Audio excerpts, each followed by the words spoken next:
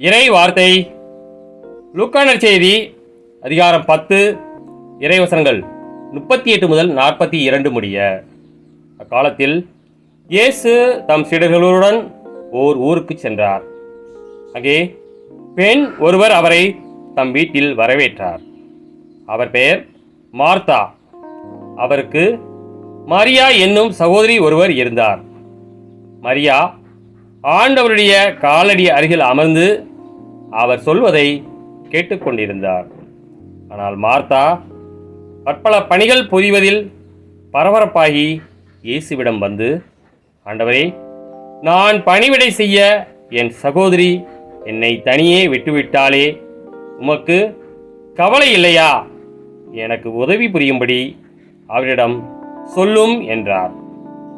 ஆண்டவர் அவரை பார்த்து, மார்த்தா, மார்த்தா, நீ பலவற்றை பற்றி கவலைப்பட்டு கொண்டிருக்கிறாய். ஆனால் தேவையானது ஒன்றே.